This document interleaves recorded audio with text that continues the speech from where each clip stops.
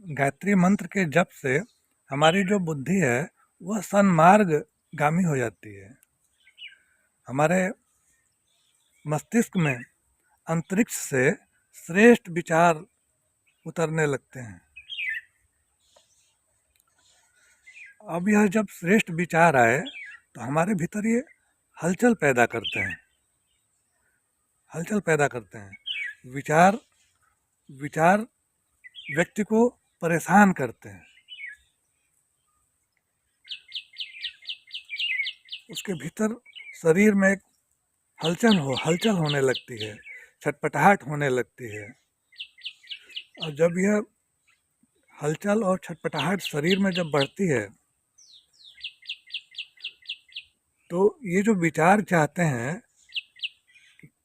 ये शरीर इस विचार के अनुकूल कर्म क्यों नहीं कर रहा है।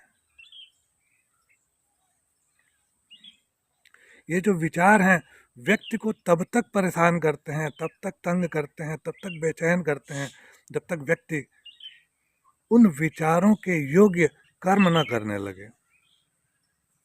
और अगर उन श्रेष्ठ विचारों के अनुकूल वह कर्म नहीं करेगा तो उसी को कष्ट बोला जाएगा, मानसिक कष्ट, परेशान, सिर में दर्द बना रहेगा। और अगर श्रेष्ठ विचार है और उन श्रेष्ठ विचारों के अनुकूल कर्म कर दिया गया तो वहीं श्रेष्ठ फल मिलने लगेंगे, तो वही सुख मिलने लगेगा। तो यदि आप गायत्री मंत्र का जप करते हैं नियमित,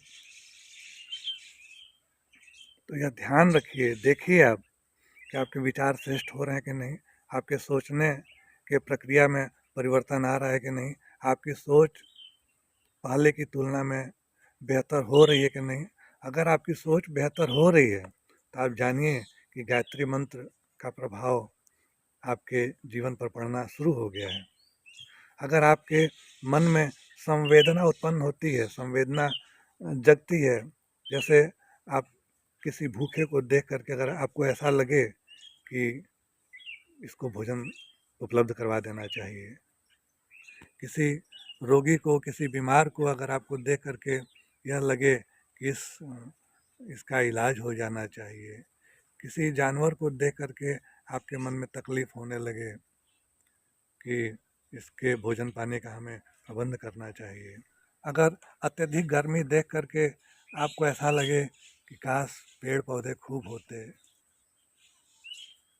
अगर आपके मन में ये भाव आ रहे हैं कि हमको पौधे लगाने चाहिए, हमको तुलसी लगाना चाहिए, हमको पीपल लगाना चाहिए, हमको फलदार वृक्ष लगाना चाहिए, अगर मन में इस तरह की बातें आ रही हैं, अगर आप कहीं भी उठते हैं, बैठते हैं तो आप श्रेष्ठ बातें करते हैं, अच्छी बातें करते हैं, तो आप समझिए कि आपके जीवन में गायत्री का मंत्र जो है फलित होना शुरू हो रहा है।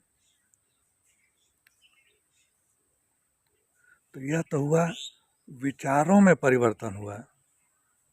अगर आप यह कहना शुरू कर दिए लोगों से बातचीत में करें, पेड़ लगाना चाहिए, लोगों की मदद करनी चाहिए, दीन दुखियों की सेवा करनी चाहिए, अगर ऐसे आप लोगों से बैठ करके चर्चा करते हैं तो आप यह सोचिए कि गायत्री मंत्र जो है आपके जीवन में फलित होना शुरू हो गया है।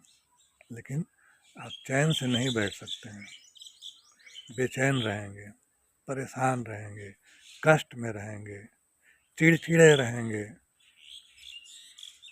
आपको सारे लोग गंदे और गलत लगेंगे, आपके अंदर उग्रता बढ़ जाएगी, आप तार्किक हो जाएंगे, अपने तर्क से सबको जो है सुधारना चाहेंगे,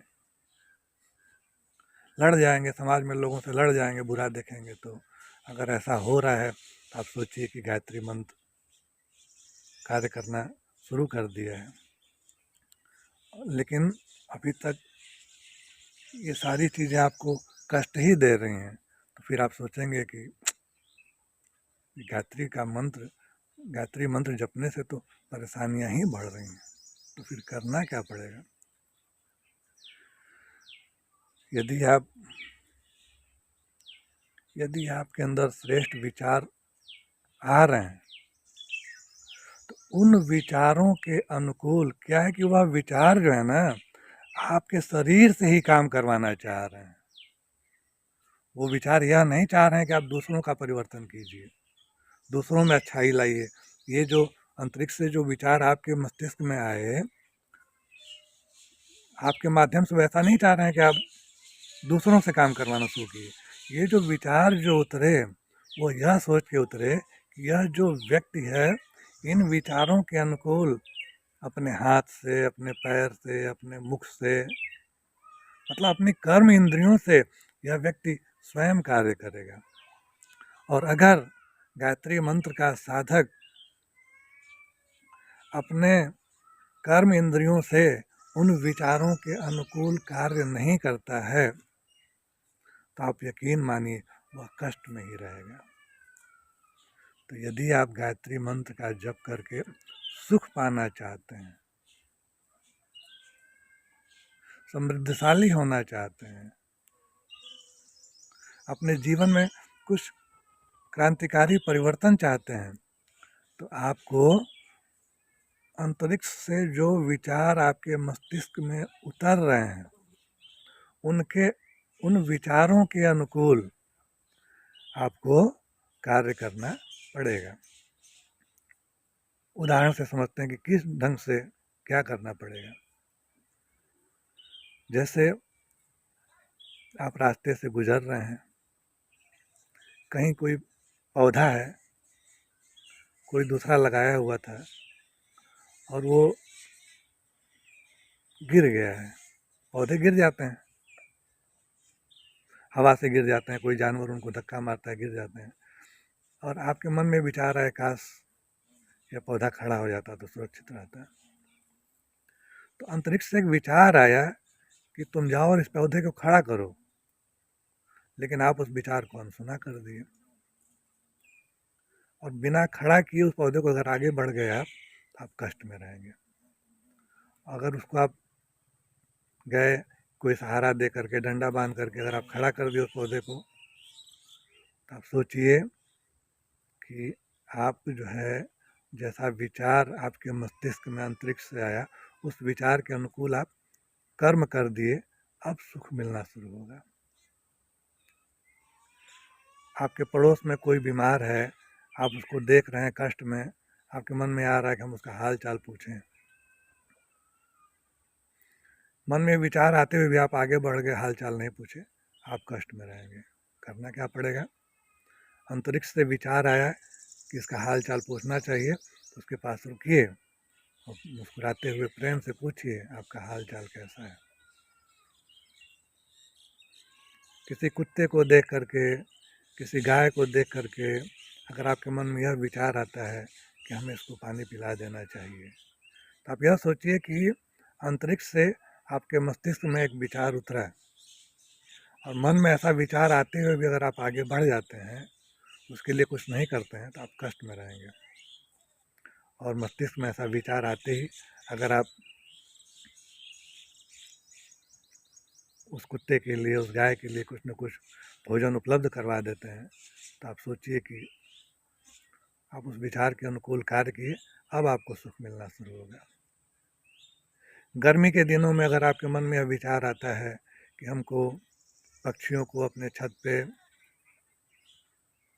पानी रखना चाहिए, उनके लिए दाना रखना चाहिए, अगर ऐसा विचार आता है, अगर इस विचार के अनुकूल आप जो है छत पे अपने पानी रख देते हैं, किसी बर्तन में कुछ अनाज के दाने रख देते हैं, तो विचारों के अनुकूल आप कार्य कर दिए, अब आपको सुख मिलना शुरू हो जाएगा। तो सिर्फ मंत्र जप ही पर्याप्त नहीं है, आपको सेवा के मार्ग से भी जुड़ना पड़ेगा। अगर आप यह दोनों चीज़ करते हैं तो आप देखिए कोई ऐसी ताकत नहीं है जो आपको सुखी होने से रोक दे। अगर आपके प्रारब्ध में कष्ट भी होगा तो मंत्र जप और सेवा इन दोनों को करने से आपका जो प्रारब्ध है वह कटेगा, कष्ट वाला जो प्रारब्ध है वह कटेगा।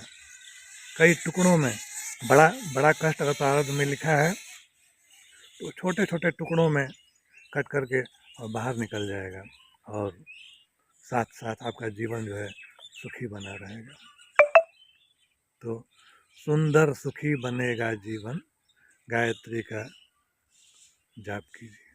अगर आप अपने जीवन को सुंदर बनाना चाहते हैं, सुखी बनाना चाहते हैं, तो आप गायत्री मंत्र का जप कीजिए और सचेत रहिए। देखिए कि आपके मन में कैसे कैसे विचार आ रहे हैं।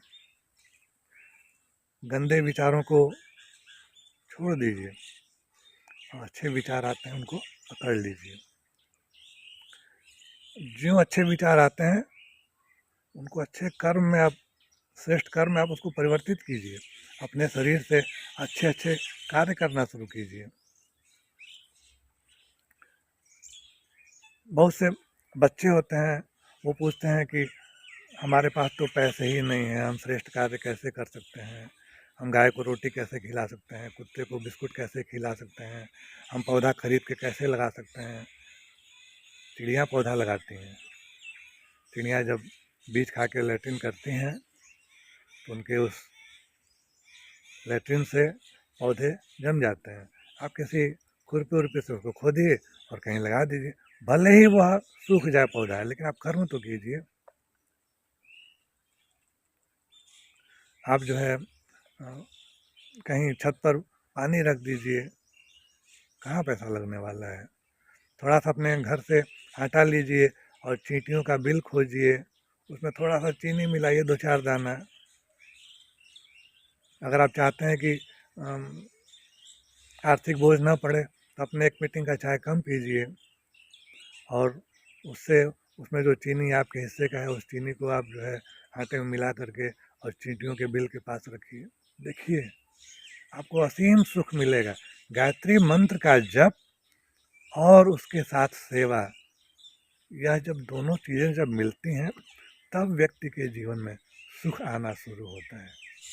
तो आइए आइए हम लोग सेवा से जुड़ें और